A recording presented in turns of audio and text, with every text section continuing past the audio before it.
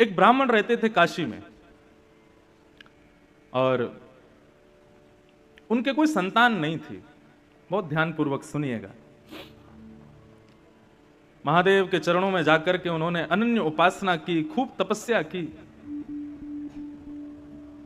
उनके भाव से प्रसन्न होकर के महादेव प्रकट हो गए और प्रकट होकर के बोले, विप्रदेव वर मांगो, क्या चाहिए?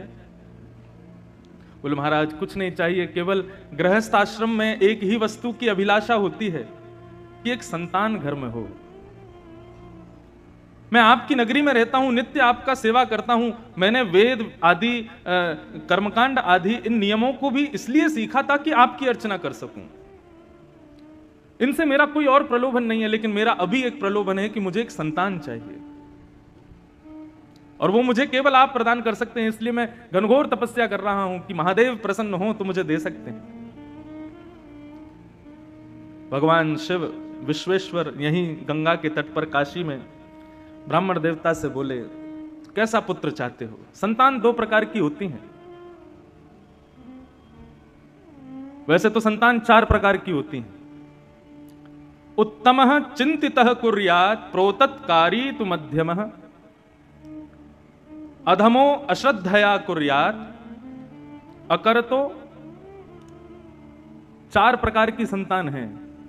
प्रथम संतान उत्तमः चिंतितः कुर्यात्। उत्तम संतान कौन है? जो माता पिता के मुखमंडल को देख करके, उनके एक्सप्रेशंस को देख करके, उनकी आव भाव को देख करके समझ जाए कि माता पिता क्या चाहते हैं और उस क्रिया को उनकी आज्ञा के बिना कर दे, उसको कहते हैं उत्तम बालक। मध्यम बालक कौन है? जो माता पिता की आज्ञा का इंतजार करता है, आज्ञा करेंगे तो मैं करूंगा। उत्तम बालक तो बिना आज्ञा के ही कर देता है। उत्तम, मध्यम, साधारण बालक कौन है?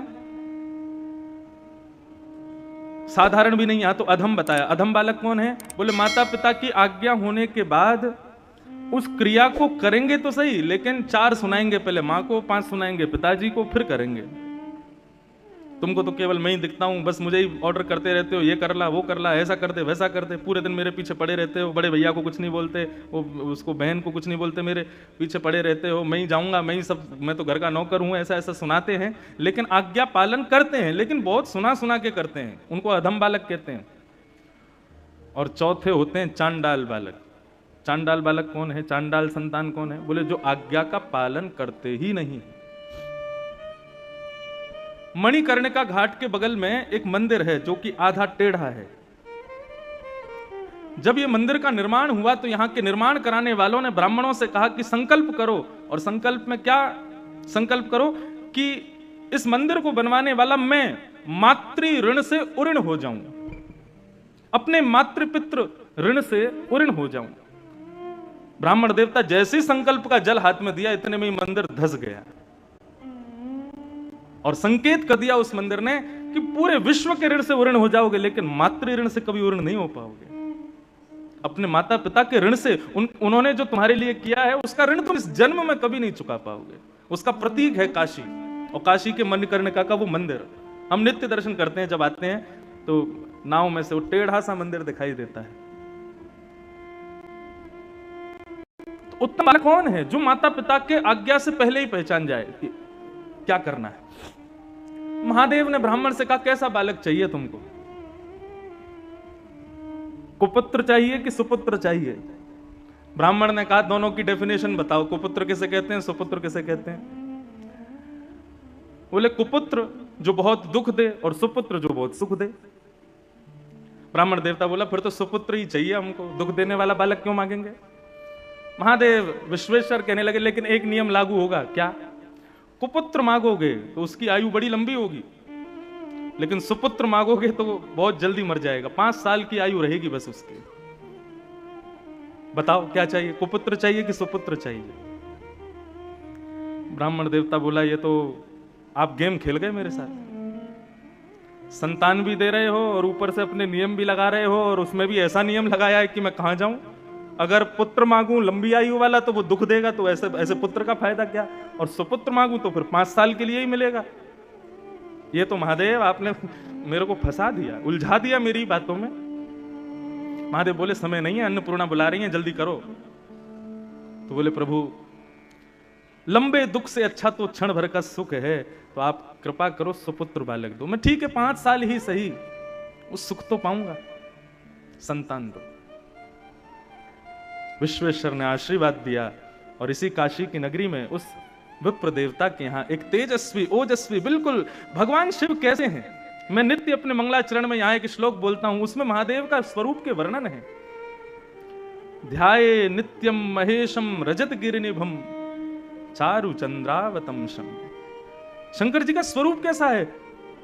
देखो बंधुओं, भगवत तत्व जो है ना, ये देखने का विषय नहीं। लोग कहते हैं आपने भगवान को देखा, अरे हम अपनी आंखों से अपनी खुद की नाक नहीं देख सकते जब तक शीशा आगे ना हो। आंखों के कितनी पास होती है नाक, देख सकते हो?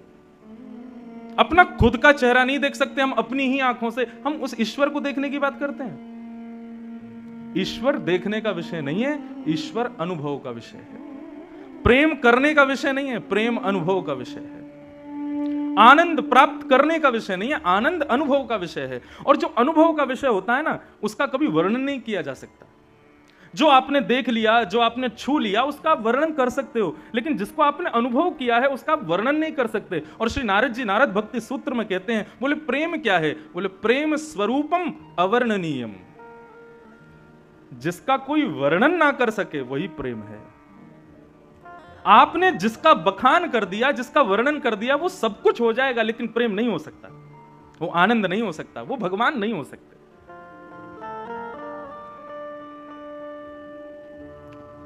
ब्राह्मण देवता के बालक हुए।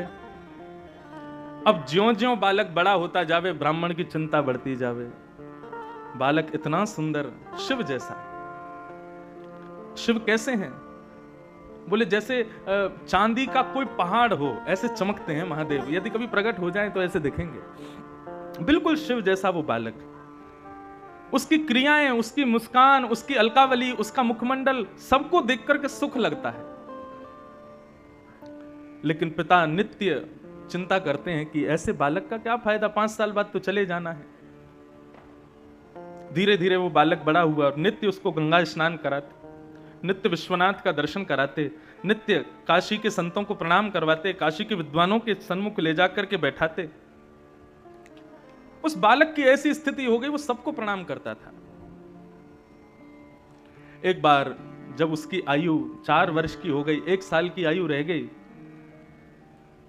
तो उस बालक को लेकर के उसके पिता एक संत के पास गए और रोते हुए अपना दुख दर्द बताया। बोले महाराज, महादेव ने मुझे ये दिया है, लेकिन इसकी आयु केवल 5 साल की है और ये 4 साल का हो गया, मैं इसके बिना रह नहीं पाऊंगा। आप कैसे भी इसको जीवित रखो, इसकी आयु बढ़ाओ। आप संतों में ताकत है, आप चाहो तो महादेव को कह सकते हो मेरा भाव। संतों ने एक ही आज्ञा की, बोले यदि तुम चाहते हो ये बालक जीवित रहे, तो इस पर संतों की इतनी कृपा हो जाए, इतनी कृपा हो जाए कि उस कृपा को महादेव चाहते हुए भी कभी नष्ट ना कर पाए। और वो कब होगा? बोले खंबायु यज्ञम सलिलम महिम च। आंखों के आगे दिखने वाली हर वस्तु को इससे प्रणाम करवाओ। प्रणमे दंडवत, दंडवत प्रणाम करवाओ। प्रणाम में बड़ी ताकत है। आजकल लोग प्रणाम करना नहीं जानते, इसीलिए मैं सबसे प्रार्थना करता हूं, मुझे प्रणाम मत किया करो, दूर से हाथ जोड़ा करो। प्रणाम का अर्थ क्या होता है? नमन। नमन माने अपने मन को सामने वाले के चरणों में अर्पित करना। लेकिन हमारे यहां भारतीयों में ऐसी प्रथा बन गई है कि बिना छुए तो प्रणाम मानेंगे ही नहीं। माताएं बहनों को मैं कहता हूं मत किया करो, आप दूर से करो, लेकिन नहीं मानते। यहां तो चलो फिर भी इतनी संख्या में लोग नहीं है, कई जगह तो इतनी भीड़ होती है कि महाराज धोती बचानी पड़ जाती है कि गाड़ी में बैठ तो जाऊं सही सलामत। प्रणाम में बड़ी ताकत है, लेकिन प्रणाम शरीर से नहीं होता है, प्रणाम मन से होता है, हृदय से होता है। हमारे पूज्य पिताजी महाराज अपनी कथा में कहते हैं, जिसको देख करके आंखें झुक जाएं, सर थोड़ा नीचे हो जाए और मन में भाव, उसके प्रति आदर का भाव प्रकट हो जाए, ये 3 क्रिया ही प्रणाम कहलाती है। और तुम आंखों में टकटकी लगा के देख रहे हो, सीना चढ़ा के खड़े हो, उसके आते नीचे झुक के प्रणाम करो, वो प्रणाम थोड़ा ही है। प्रणाम तो हृदय से होता है। संत ने आज्ञा की कि इस बालक को सबको प्रणाम करवाओ। अब तो वो बालक सबको प्रणाम करता, घर के बाहर दहली पे बैठा रहता और गली से जो निकलता, जीव जंतु आदमी कोई भी हो, सबको प्रणाम करता। एक दिन आया और उस गली में महादेव के प्रथम 7 शिष्य सप्त ऋषि पधारे। ये सप्त ऋषि कौन हैं? भगवान शिव के पहले 7 शिष्य हैं। सप्त ऋषि पधारे। जैसे ही सप्त ऋषियों को उस बालक ने प्रणाम किया, सप्त ऋषियों ने आशीर्वाद दिया, चिरंजीवी भव।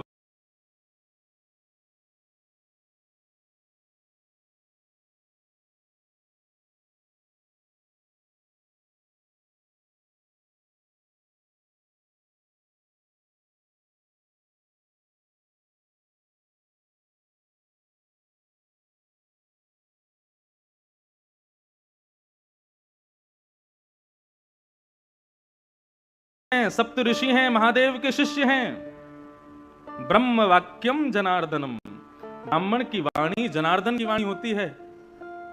और मैंने ऐसा सुना है कि ब्राह्मण की वाणी को भगवान भी नहीं काट सकते।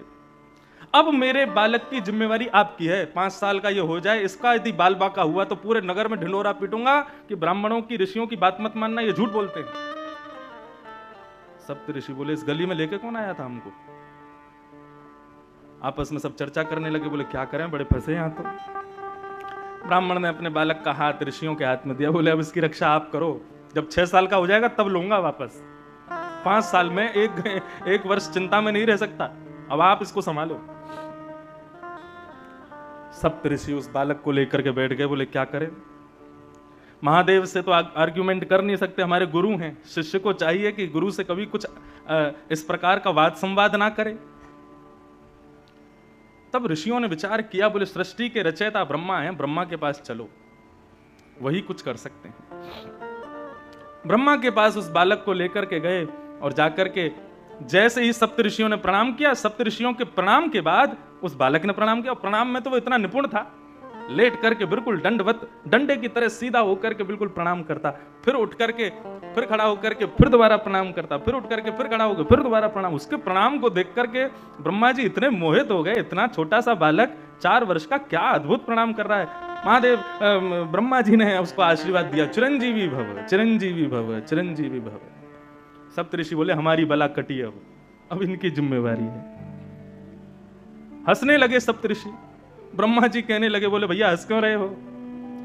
बोले काशी के एक ब्राह्मण का बालक है ये, और साक्षात देवादिदेव विश्वनाथ प्रभु ने ये बालक प्रदान किया है, और ये कह करके दिया है कि ये केवल 5 साल जिएगा। 4 साल का हो गया, इसका अंतिम वर्ष चल रहा है। हमने इसको चिरंजीवी भव का आशीर्वाद दिया, तो उसके पिता ने हमको ये बात बताई, हमने ला करके इस बालक को आपसे प्रणाम करा दिया। ब्रह्मा जी बोले तो तुमने अपनी बला मुझ पर डाल दी, अपनी चिंता मुझ पर डाल दी। बोले तो फिर क्या करते हम, हमसे चिंता सहन नहीं हो रही थी, अब आप ही इसकी रक्षा करो, और यदि आपकी वजह से इसकी रक्षा नहीं हुई तो हम तीनों लोकों में ढिंडोरा पीटेंगे कि ब्रह्मा के पास शक्ति नहीं है, ब्रह्मा झूठ बोलता है। ब्रह्मा जी बोले बड़े चतुर हो तुम लोग। बोले ये चतुराई इसके पिता से हमको मिली। ब्रह्मा जी बोले अब तो फिर एक ही उपाय है, स्वयं विश्वनाथ यदि चाहें तो ये बालक जी सकता है। और उस बालक को गोद में लेकर के ब्रह्मा सीधे पहुंचे महादेव के पास। ब्रह्मा जी ने प्रणाम किया, और ब्रह्मा जी के उठते ही महाराज उस बालक ने जो दंडवत प्रणाम किया शिव को,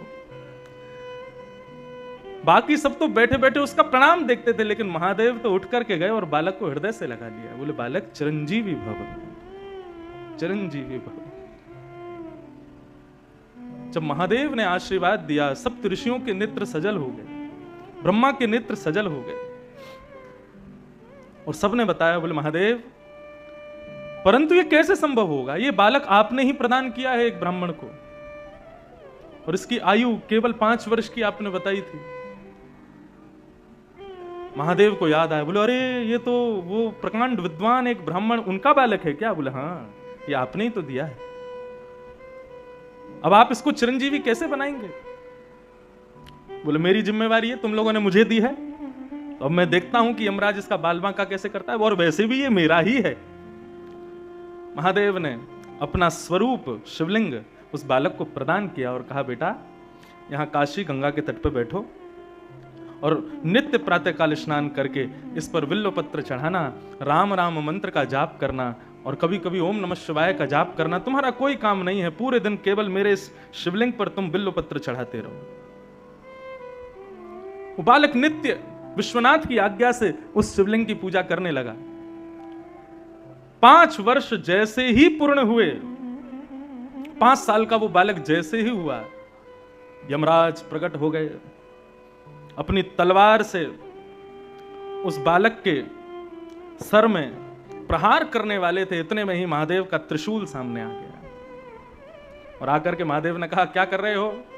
बोले, प्रभु इस बालक का जीवन आज पूर्ण होने वाला है, इसको लेने आया हूं। बोले, आपको कैसे पता इसका 5 साल का जीवन है? बोले, क्योंकि ये बालक आपने ही उस ब्राह्मण को दिया था और 5 साल की आयु कह करके दिया था, तो मैं तो आपकी बात की रक्षा करने के लिए इस बालक को लेने आया हूं। 5 साल पूरे हो गए, अब इसके जाने का समय हो गया। महादेव बोले, इस बालक को उस ब्राह्मण को किसने दिया? यमराज बोले, आपने दिया। ये 5 वर्ष जिएगा, ये आज्ञा किसने की? बोले, आपने करी। तो बोले, तो तुम जानते हो शिव का दिन कितना बड़ा होता है? सतयुग त्रेता द्वापर कलयुग, सतयुग त्रेता द्वापर कलयुग, सतयुग त्रेता द्वापर कलयुग जब 71 बार बीत जाते हैं तब एक कल्प पूर्ण होता है। ऐसे अनंत कल्प पूर्ण होते हैं तब ब्रह्मा की एक रात्रि होती है। ऐसा ब्रह्मा भी अपने अनंत रूप बदल देता है तब महादेव का एक दिन होता है। और ऐसे महादेव ने इसको 5 वर्ष जीने का आज्ञा की है, तो इसका 5 वर्ष कितना लंबा है तुम अब गणित लगाते रहो। ये सामान्य 5 वर्ष के लिए जीवित नहीं रहेगा, ये महादेव के 5 वर्षों तक जीवित रहेगा। और वही बालक इस काशी में मार्कंडेय ऋषि के नाम से जाने गए, जो आज तक चिरंजीवी है। और बंधुओं, इनका नाम मैंने क्यों लिया है? यही मार्कंडेय मुनि अपने अनुभव से कहते हैं। जब प्रलय देखा, सबका नाश देखा इन्होंने, लेकिन एक का नाश नहीं देखा। किसका? करारविंदेन पदारविंदम मुखारविंदे विनवेशयन्तम वटस्य पत्रस्य पुटे शयानम् वालं मुकुंदम मनसा स्मरामि। श्री कृष्ण गोविंद हरे मुरारे, हे नाथ नारायण वासुदेव, जिह्वे पिबस्वा मृतमेत देव, गोविंद दामोदर माधवे। ये बात मैं इसलिए कह रहा था कि मार्कंडेय ऋषि को इतनी लंबी आयु भगवान ने दी, महादेव ने दी, विश्वनाथ ने दी। किसके लिए दी? ताकि वो हमारे कन्हैया के आश्रित हो जाएं, ताकि वो हमारे बाल मुकुंद का दर्शन करें। कैसा दर्शन किया? मार्कंडेय मुनि ने तपस्या की और तपस्या करके भगवान से प्रार्थना की, मैं प्रलय देखना चाहता हूं, प्रलय कैसी होगी। भागवत के 11 स्कंद में, 12 स्कंद में प्रलय का दर्शन आता है मार्कंडेय मुनि का। और जब भगवान ने मार्कंडेय ऋषि को प्रलय का दर्शन कराया, सब कुछ जल निमग्न हो गया। तभी वो देखते हैं कि एक बट का पत्ता तैरता हुआ आ रहा है। मार्कंडेय मुनि ने ऊपर चढ़ करके जैसे ही देखा तो क्या देखा? करार विंदे, अपने हाथों से, करार विंदेन पदार विंदम, अपने हाथ, दोनों हाथों से अपने एक पैर को पकड़ करके, मुखार विंदे विनवेशयंतम, अपने चरण के एक अंगूठे को एक नन्हा सा बालक पी रहा है। करार विंदेन पदार विंदम मुखार विंदे विनवेशयंतम वटस्य पत्रस्य पुटे शयानम बालम मुकुंदम मनसा स्मरामि। सबका प्रलय हो गया, नन्हे से हमारे गोपाल जी का प्रलय नहीं हुआ। ये दर्शन मार्कंडेय ऋषि ने किया। भगवान अपने पैर का अंगूठा क्यों पीते हैं? ठाकुर जी कहते हैं पूरा विश्व इसको पीता है। इनको धो धो के ये क्या है? ये ठाकुर जी के अंगूठे का जल ही तो है। आज हमारे वेद पंडित जी बहुत बढ़िया बात बता रहे थे। बोले कि देखो महाराज जी, गंगा जल को सब लोग मुख से लेते हैं, सिर से लगाते हैं, स्नान करते हैं, लेकिन महादेव, बोले महादेव तो गंगा जी को ही मुकुट बना के पहनते हैं, अपने सिर पर ही धारण करते हैं। बोले श्री नारायण के चरणामृत उसको नीचे भी नहीं आने देते, अपनी जटाओं में बांध करके रखते हैं। सबके अलग अलग सुंदर सुंदर मुकुट हैं, किसी का स्वर्ण का मुकुट है, किसी का पद्मराग का मुकुट है, किसी के अन्य अन्य धातुओं के मुकुट हैं, लेकिन महादेव का मुकुट क्या है? बोले गंगा ही उनका मुकुट है, श्री कृष्ण चरणामृत ही उनका मुकुट है। इन दोनों में ज्यादा अंतर नहीं है, ये हरि और हर, ये दोनों एक ही हैं, एक दूसरे के साथी हैं, एक दूसरे के स्वामी भी हैं और एक दूसरे के सेवक भी हैं। जैसे ही शिव जी को पता चला कि रघुनाथ जी ने समुद्र पर सेतु बनाया, सब दूतों ने आके बनाया, बोले जय हो रघुनंदन राम की जय हो। शिव जी बोले क्या हुआ? बोले आज रघुनाथ जी ने समुद्र पर सेतु बनाया। लेकिन शंकर जी ने ये नहीं सुना कि समुद्र पर सेतु बनाया। बोले अच्छा, समुद्र मतलब ससुर जी, काट दिया, चलो तो हम पीछे क्यों रहे। जब आया समय तो ले दक्ष का ही सर काट दिया, फिर बहुत प्रार्थना करने पर बकरे का सर लगा दिया, लेकिन पीछे नहीं हटे हैं। अनुब्रजाम में हम नित्यम, किसका अनुगमन कर रहे हैं? बोले कि जो हमारे हरि करेंगे वही हम करेंगे। दोनों एक दूसरे के समान हैं, दोनों में कोई भेद नहीं है। शिव दो द्रोही मम दास कहावा, सोनर सपनु मोह न पावा। भगवान श्री राम कहते हैं यदि कोई शिव द्रोही है और मेरा दास है, लेकिन शिव से द्रोह करता है, सोनर सपने मोह न पावा, वो नर मेरी प्राप्ति कभी नहीं कर सकता। और यही बात शंकर जी कहते हैं, कोई मेरा अनन्य भाव रखता है लेकिन नारायण का अपमान करता है, रामकृष्ण की अवहेलना करता है, उस व्यक्ति को स्वप्न में भी मेरा दर्शन नहीं होगा। नारायण तो फिर भी दर्शन से ही वंचित करेंगे, लेकिन महादेव तो त्रिशूल ही घुसा देंगे सीधे। इसलिए दोनों में भेद मत मानो, दोनों में कोई भेद मत रखो। ऐसे हर की भूमि में हरि पधारे हैं, इसलिए मन का भाव था कि यहां दशम स्कंद को प्रधान लेकर के आज से कथा की जाए, और विशेष भाव से पूरी कथा में केवल दशम स्कंद का ही मुख्य भाव रखा जाए, जहां पर भगवान की बाल लीला आदि लीलाओं का ही श्रवण करने का हम सबको सुख प्राप्त हो, सौभाग्य प्राप्त हो। उस भाव से यहाँ कथा करने का भाव बना कल, तो आज से हम लोग दशम स्कंद ही प्रारंभ करेंगे, ताकि महादेव को ठाकुर जी की मधुरतम लीलाओं का श्रवण करा सकें, क्योंकि यहाँ के मुख्य श्रोता वे ही हैं, वही सुनने के लिए यहाँ पर पधार रहे हैं। आज छठ का उत्सव है, पूरी वाराणसी में उत्सव मन रहे हैं, सुनाई दे ही रहा है। लेकिन कभी कभी लगता है संसार कितना बदल गया, और मैं कहूं तो सुनने में अटपटा भी लगेगा, मेरी उम्र ही कितनी, आप लोग तो इतने बड़े बड़े बैठो, आपने देखा होगा बदलता हुआ संसार। पहले हमारे यहाँ के पर्वों में मध्यम सुगम संगीत होता था, ब्राह्मणों के द्वारा सुंदर वेद पाठ आदि करके, और घर के सदस्य जन जो हैं पूजा आदि करते थे, दीपावली, होलिका दहन और आदि आदि पर्वों को मनाते थे। लेकिन आजकल हम लोगों की स्थिति देखो, सुन लो कितनी जोर से आवाज आ रही है, छठ उत्सव मनना। जब मैं नौका से उतर रहा था तो इतना भयंकर डीजे बज रहा था, लेकिन जब मैंने कान लगा के सुना तो छठ का कोई भजन चल रहा था। मैंने कहा भजनों की स्थिति देखो क्या हो गई। देवताओं में और दैत्यों में अंतर क्या था? यही तो था। दैत्य कौन? जो सारे नियमों का उल्लंघन करते हुए क्रियाएं करें, वो दैत्य हैं। और देवता कौन? जो हर चीज का ध्यान रखे। कल आपके यहां कथा पूरी करके जब मैं वापस पहुंचा, तो जहां हम रह रहे हैं वो बिल्कुल शुद्ध काशी है, बनारस है शुद्ध। वहां गाड़ियां भी नहीं आती, बाइक तो लोग घुसा देते हैं जबरदस्ती, नहीं तो उसके लिए भी जगह नहीं है। कल जैसे ही वहां नाव से उतर के अपने घर की ओर जा रहे थे, तो एक साधारण, मैं 3 दिन से निकल रहा था, मैं कभी नहीं गया, एक सुंदर सा एक दरवाजा, और अंदर से इतनी मधुर स्वर, इतने सुंदर ध्वनि सुनाई दे रही थी, सब रुक गए। और भीतर जब जाकर के देखा तो महादेव के अनन्य प्रेमी पुत्र गणपति विराज रहे हैं, और सामने छोटे छोटे 3 बालक क्या अद्भुत शास्त्रीय संगीत गा रहे थे। उनका स्वर सुन करके हम लोग कम से कम 20 मिनट तक वहीं खड़े रहे, और मानो ऐसा लग रहा था जैसे मसनद पर ऐसे कोई अपना हाथ रख करके बिल्कुल आनंद के अंदाज में पूरे जगत से निवृत्त होकर, बिल्कुल जैसे एकांत में बैठ के कि कोई डिस्टर्ब ना करे, और गणपति बैठ करके स्वर सुन रहे हैं। वो सुनकर के मन स्तब्ध हो गया, कुछ कहने की इच्छा नहीं हो रही थी। कोई बोल भी रहा था तो मैं कह रहा था शांत हो जाओ, कोई हल्ला मत मचाओ, उनको सुनो क्या गा रहे हैं। वो हृदय स्पर्शी था, आत्मा को स्पर्श कर रहा था।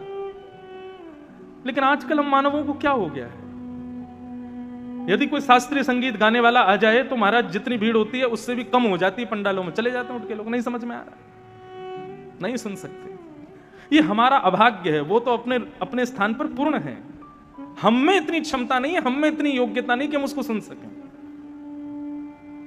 पंडित जी घर पर पूजन कराने आते हैं तो यजमान लोग पहले कहते हैं पंडित जी 15 मिनट में ही करा देना, पूजा है 1.5 घंटे की।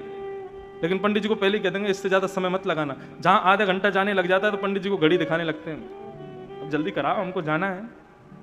वो नौकर नहीं है तुम्हारे। महादेव भी जिनको देख करके प्रणाम करते हैं, वैष्णवानाम यथा संभो, वो ब्राह्मण हैं। ये हम लोगों का अभाग्य है कि हम लोग अपने वैदिक शास्त्रों से, अपनी वैदिक क्रियाओं से, अपने पुराने समय के जो हमारी धरोहर है, हम उनको छोड़ते जा रहे हैं धीरे धीरे।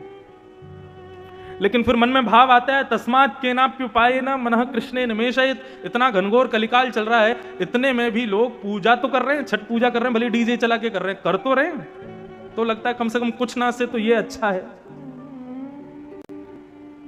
लेकिन बंधुओं, अपनी धरोहरों को छोड़ो मत, वो हमारा सर्वधन है। प्रयास किया करो कि जितना उसके समीप रह सकें हम रहें। ये वेस्टर्न कल्चर नहीं है तो क्या है, इतना तेज संगीत बजाना जोर जोर से। अब गणपति उत्सव होता है, गणपति विसर्जन करने जाते हैं, पहले ढोल नगाड़े जाते थे, गाते हुए लोग जाते थे, फिर धीरे धीरे बैंड बाजे आ गया, बैंड बाजे भी खत्म, अब तो डीजे आ गया। और आजकल तो ऐसे डीजे चलने लगे हैं कि घर की खिड़कियां हिलती हैं उनके धमक से, हृदय कभी कभी लगता है निकल के बाहर ना आ जाए। और जितना तेज घमक उतना महंगा डीजे, लोग बुलाते हैं उसको। क्या हो रहा है हम लोगों को, कहां की ओर जा रहे हैं हम लोग। श्रावण में शिवरात्रि आदि, श्रावण के समय में, शिवरात्रि के समय में रात रात भर रंगीन लाइटों से महाराज भर दिया मंदिरों को, और उसमें दुनिया भर के फिल्मी गाने चला रहे हैं। बस शब्द बदल देते हैं, धुन फिल्मी है और शब्द भगवान के भजन के हैं।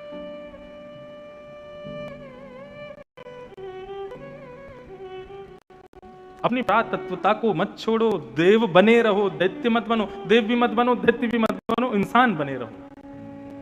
आपको जानवर को उसका धर्म नहीं सिखाना पड़ता। शेर जानता है मेरा धर्म क्या है, हिरण जानता है मेरा धर्म क्या है, गौ जानती है मेरा धर्म क्या है, सूकर जानता है मेरा धर्म क्या है।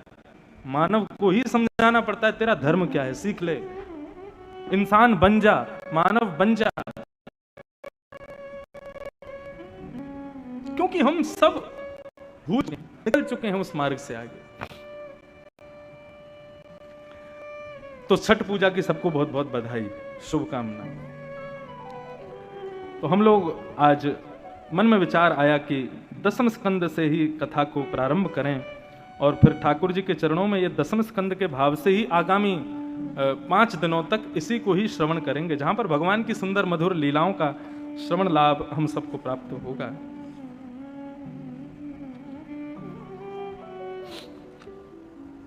श्रीमद् भागवत में 12 स्कंद हैं, और ये 12 स्कंद भगवान के श्री चरणों से लेकर के ललाट तक का दर्शन कराते हैं। प्रथम स्कंद और द्वितीय स्कंद ये भगवान के श्री चरणारविंद हैं।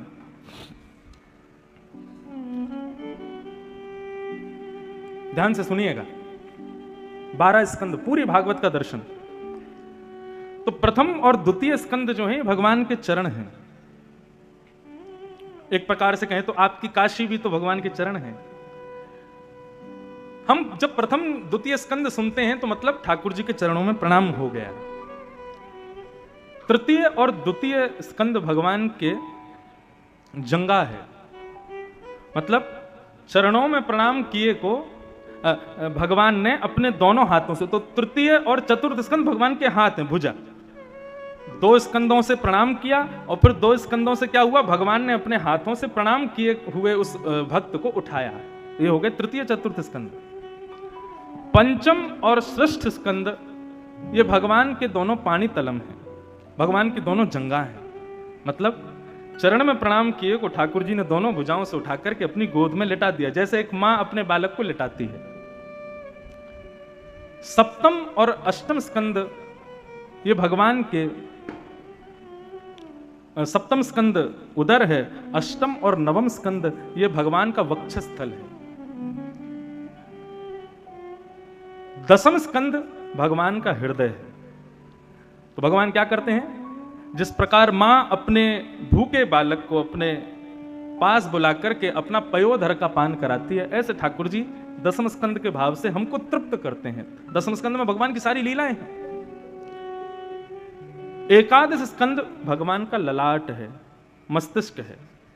जब बालक पेट भर जाता है, दूध पी लेता है, तो मां फिर उसको अपने पयोधर से दूर करके फिर उसके मुखमंडल को देखती है। चेहरे से ही पता चल जाता है कि वो तृप्त हुआ कि नहीं, उसकी भूख मिटी कि नहीं। एकादश स्कंद ये पुष्टि करता है कि सुनने वाले श्रोता जो हैं वो पुष्ट हुए कि नहीं, उनकी भूख पूरी हुई कि नहीं। और फिर द्वादश स्कंद जो है ये भगवान की उठी हुई भुजा है। मतलब एकादश स्कंद के बाद फिर ठाकुर जी उस बालक को गोद में ऊपर की ओर उठा लेते हैं, जैसे मां अपने बालक को दुग्ध पिला करके फिर थोड़ी देर उसके संग खेलती है, ऊंचा उठा करके उसको आनंद कराती है। इस प्रकार ये द्वादश स्कंद हैं श्रीमद् भागवत के, जिसमें से दसम स्कंद जो है ये भगवान का हृदय है। और इस दसम स्कंद में भी रास पंचाध्यायी ये ठाकुर जी का मुख्य हृदय है। तो उसी दसम स्कंद को हम आप सब लोग श्रवण करेंगे। ठाकुर जी का हृदय, ठाकुर जी का हृदय मतलब शिव का परम धन, वो हम श्रवण करेंगे। दसम स्कंद का प्रारंभ कैसे होता है?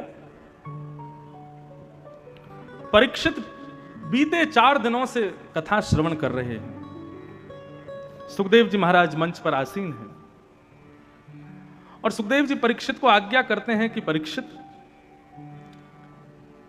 भगवान श्री कृष्ण ने मथुरा में जन्म लिया, जन्म लेकर के गोकुल गए, गोकुल से फिर नंदगांव गए, वृंदावन गए, आदि आदि लीलाएं की, कालिया नाग आदि को मार दिया, इतने राक्षस मारे, मथुरा जाके कंस को मार दिया, कंस को मार करके देवकी वसुदेव को मुक्त कर दिया, उग्रसेन को राजा बना करके ठाकुर जी ने सांदीपनी गुरुकुल में अध्ययन किया और वहां से आकर के ठाकुर जी बलराम जी का हाथ पकड़ के रण छोड़ के द्वारिका भागे, द्वारिका की स्थापना की, 16,108 याग किए, महाभारत युद्ध कराया और युद्ध कराने के बाद ठाकुर जी एक दिन लौट करके आए, आदि आदि कुछ लीलाएं करके स्वधाम चले गए।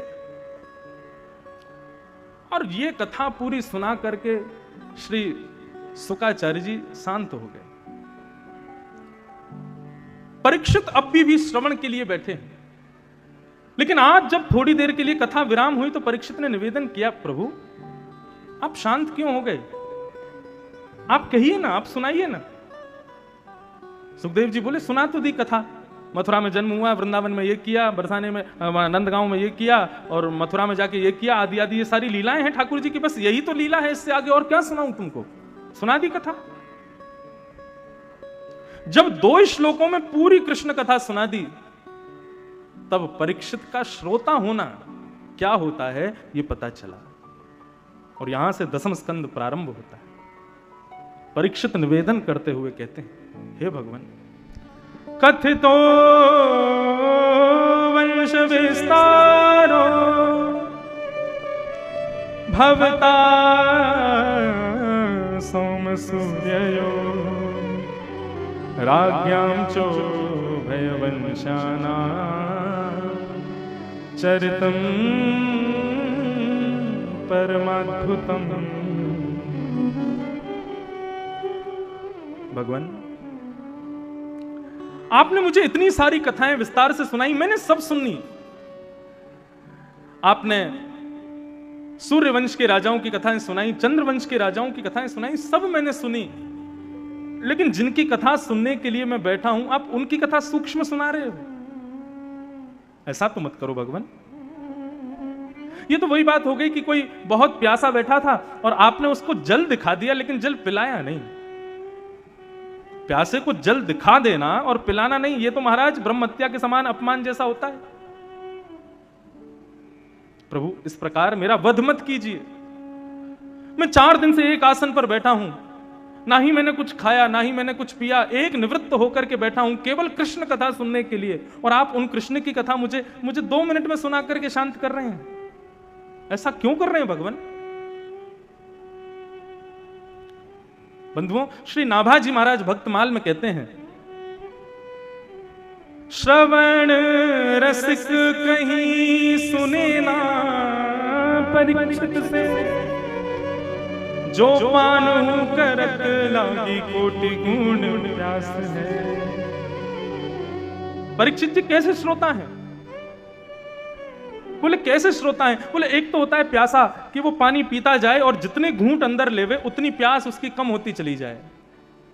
लेकिन परीक्षित कैसे प्यासे हैं? बोले जितना पानी पी रहे हैं उतना प्यास और ज्यादा लग रही है। हो ना हो, कथा जब आप लोग सुनते हैं ना तो 1 घंटा 2 घंटा होने के बाद में धीरे धीरे धीरे धीरे मन भरने लगता है, और फिर एक समय आता है, इच्छा होती है कि अब थोड़ा कहीं जाया जाए, कुछ और काम किया जाए, थोड़े हम भर गए हैं ऊपर तक। अगर बंधुओं ऐसी स्थिति होती है ना कथा में, तो आप श्रोता बने ही नहीं हैं। श्रोता कौन? जो पान हूं करत लागी कोटि गुण प्यास है, और प्यासा रह जाए, वो श्रोता है। श्रीमद् भागवत सुनने की आज्ञा नहीं दी है श्री वेदव्यास जी महाराज ने। निगम कल्प तरोर गलितम फलम सुख मुखाद्रम तद्रव संयुतम पिबत भागवतम रसमालयम मुहुर्हो रसिका भुवि भावुका। वेदव्यास जी कहते हैं, पिबत भागवतम रसमालयम, ये भागवत की कथा जो है ये सुनने का विषय नहीं है, पीने का विषय है, पान करने का विषय है। और कर्ण रंध्र से इसको श्रवण नहीं करना है, इसका पान करना है। क्यों? सुनी हुई वस्तु विस्मृत हो सकती है, सुनी हुई वस्तु को आप भूल सकते हो, लेकिन जिसका पान किया है वो तो अपना असर दिखाएगी, वो तो अपना असर करेगी। मदिरा का सेवन किया है तो मदिरा नशा करेगी, औषधि का सेवन किया है तो औषधि अपना अपना अपना गुण दिखाएगी। लेकिन औषधि का श्रवण करने से रोग दूर नहीं होता, औषधि का पान करना पड़ता है। ठीक वैसे ही श्रीमद् भागवत भव औषधि है, भव रोग को मिटाने वाली, इसका पान ही करना पड़ेगा, इसको सुनने का विषय नहीं बताया है। भागवत को श्रवण करो, पियो, श्रवण पुटे सुषमृतम, कान रूपी दोनों में भर भर के पियो। श्रीमद् भागवत में भगवान का ही अवतार हुए पृथु महाराज, जिनकी वजह से धरती को पृथ्वी कहा जाता है। पृथु महाराज भगवान से वरदान क्या मांगते हैं? 100 अश्वमेध यज्ञ किए, लेकिन 99 के बाद इंद्र ने पूरा नहीं होने दिया। जब क्रोध आया तो भगवान प्रकट हो गए। भगवान बोले, ये 100 अश्वमेध यज्ञ इंद्र पूरा नहीं होने दे रहा, ऐसा मत सोचो पृथु, ये मैं पूरा नहीं होने दे रहा हूं। पृथु महाराज बोले, क्यों? आप क्यों नहीं होने दे रहे पूरा? भगवान बोले, 100 अश्वमेध पूरे होने पर क्या मिलता है? इंद्र की पदवी मिल जाती है, इंद्र का सिंहासन मिल जाता है। इंद्र देवता का नाम नहीं है, इंद्र पदवी का नाम है। कुछ मुख्य देवों को छोड़ करके बाकी जितने भी देवता हैं ये सब पदवियां हैं, ये देवता नहीं है कोई। जैसे वरुण देव हैं, इंद्र देव हैं, वायु देव हैं, ये सब पदवियां हैं। जब एक मनवंतर पूरा होगा, पुनः पृथ्वी की सृष्टि की रचना होगी, तो ये पदवियां, इन पर हम में से कोई ना कोई बैठा होगा। हम में से कोई इंद्र बन जाएगा, हमारे कर्मानुसार, हमारी भक्तियानुसार, हमारे यज्ञानुसार। हम में से ही कोई वरुण बन जाएगा, हम में से ही कोई वायु बन जाएगा। ये देवताओं की पदवियां हैं, और मानव पुण्य के प्रभाव से इन पदवियों को प्राप्त करता है। बहुत लंबा विषय, उसमें नहीं जाएंगे। तो देवत्व पदवियां हैं, और यदि तुमने अश्वमेध यज्ञ 100 पूरे कर लिए तो तुमको इंद्र की पदवी मिल जाएगी। और इंद्र की पदवी, देव बनना अच्छी बात है, लेकिन देवता मेरे उतने समीप नहीं होते जितने समीप भक्त होते हैं। और प्रथु, मैं नहीं चाहता कि तुम देव बन जाओ, क्योंकि तुम मुझसे दूर हो जाओगे, इसलिए तुम्हारे 100 यज्ञ पूरे नहीं होने दे रहा मैं। मैंने कल भी कथा में कहा था, यदि मनवांछित इच्छाएं पूरी नहीं हो रही हैं तो इसका मतलब यही समझो कि ठाकुर जी आपका भला चाहते हैं, ठाकुर जी कुछ कृपा करना चाहते हैं, ठाकुर जी ने कुछ भला सोच के रखा, इसीलिए तुम्हारी इच्छाएं पूरी नहीं कर रहे वो। तब पृथु महाराज को लगा कि अरे मैं क्या प्रेम करता हूं, ठाकुर जी तो मुझसे दुगना प्रेम करते हैं। तब पृथु महाराज ने भगवान से कहा, तो मुझे दूसरा वरदान दो। भगवान बोले, क्या चाहिए? बोले, ऐसी कृपा कर दो कि मेरे शरीर में जितने रोए हैं प्रत्येक रोए में श्रवण की शक्ति प्रकट हो जाए, सुनने की शक्ति आ जाए, मेरे प्रत्येक रोए में कान प्रकट हो जाएं। भगवान बोले, कैसा विचित्र वरदान मांग रहे हो, ये क्या कहना चाहते हो? तब पृथु महाराज कहते हैं, बोले प्रभु मैं ये इसलिए मांग रहा हूं क्योंकि आपकी कथा सुनने के लिए मुझे 2 कान बहुत कम लगते हैं। मैं अपने प्रत्येक रों से आपकी कथा सुनना चाहता हूं, मैं प्रत्येक अंग से आपको सुनना चाहता हूं, आपको ग्रहण करना चाहता हूं, इसलिए मेरे प्रत्येक रोम में आप श्रवण की शक्ति प्रकट कर दो। वृंदावन की एक गोपी गाती है, आशावरी, यमुना जल भरने के लिए गई। वृंदावन की स्थिति जो पृथु महाराज मांग रहे हैं भगवान से, वृंदावन तो नित्य उसी स्थिति में रहता है। एक गोपी यमुना जल भरने के लिए जा रही है, कानों में रुई लगा करके जाती है। दूसरी गोपी ने कहा, बोले क्या कर रही है? बोले मैं कानों में रुई लगा करके जा रही हूं। बोले क्यों, कानों को क्यों बंद करके जा रही है? बोले तुझे नहीं पता, जब कोई कृष्ण बोलता है ना, जब कोई गोविंद बोलता है, जब कोई माधव बोलता है ना, तो मैं मूर्छित हो जाती हूं, मैं काम नहीं कर पाती, इसलिए मैं कानों में रुई लगा के आई हूं, कहीं कोई कृष्ण ना बोल दे, कहीं कोई माधव ना बोल दे, कहीं कोई गोपाल ना बोल दे, कहीं मैंने सुन लिया ना तो मेरी स्थिति बिगड़ जाएगी। इसे कहते हैं श्रवण, जहां सुनते ही आप अपने देहाभिमान से शून्य हो जाओ।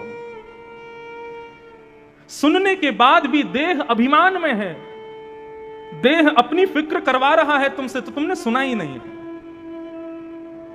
जहां चित्त की चिंता छूट जाए, जहां देह की चिंता छूट जाए, जिह्वा की प्यास नष्ट हो जाए, उदर की भूख चली जाए, तब समझना तुमने सुना है। उस श्रेणी में पहुंच गए हैं श्री सुखदेव जी और परीक्षित जी।